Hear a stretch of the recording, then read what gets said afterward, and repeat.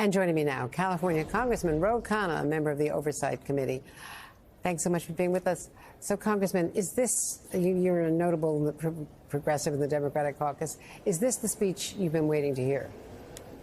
It was a very strong speech. You can tell the president has his momentum back. He's achieved a lot, and he's calling out extreme threats. I mean, the threat of political violence against law enforcement, the threat of crazy conspiracy theories. He's not attacking Democrats, independents, or Republicans. He's attacking extremism.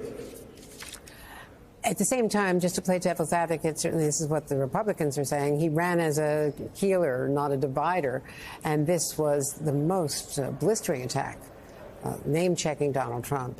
And really, saying that there's a threat to the democracy going forward, one of the worst threats to the very existence of America. Well, the president does want to bring people together, and he is. We passed the CHIPS Act, which is bringing semiconductor manufacturing to Ohio. That was on a bipartisan vote. Republican Governor DeWine in Ohio was part of that. He's not calling out Republicans. We want Republicans to join us. Here's what he's calling out. He's saying, let's condemn violence against the FBI. Let's lower the temperature in this country. Let's not say the election was stolen. I mean, these are some basic things, and I think there are a lot of Republicans who are going to agree with the president that extremism has no place in American politics.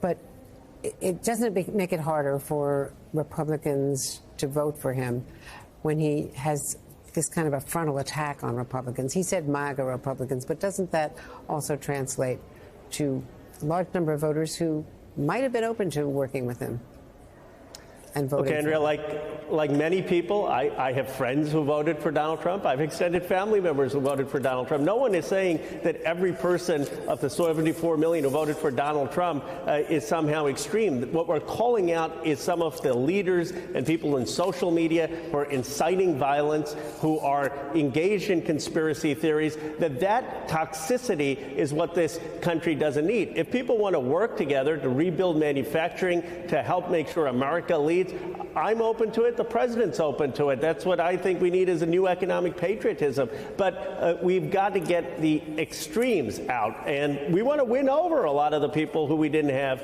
in the last election. Now, you're on the Oversight Committee, of course, and you're awaiting that assessment from the Director of National Intelligence, Avril Haines, about the FBI search for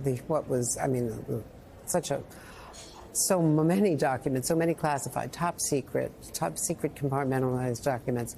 Are you concerned about the federal judge in Florida who might be with a special master, certainly indicating that she's inclined to do this to the Trump request, and not challenging at all the Trump lawyer on executive privilege, which Donald Trump no longer has? Are you concerned that this might slow down that damage assessment? I am. I mean, the good news, though, is that it can be appealed right away to the 11th Circuit. I think the judge would have a hard time writing something that wouldn't be overturned on appeal. And all the Justice Department is saying is that they should be able to review these documents. If the president has attorney-client privilege, that has already been accounted for. And the executive privilege is no longer president of the United States. So I do think this will be resolved in a favorable way, but I am concerned that it is a delay tactic. Thank you very much, Congressman Ro Khanna. Thanks for being with us today.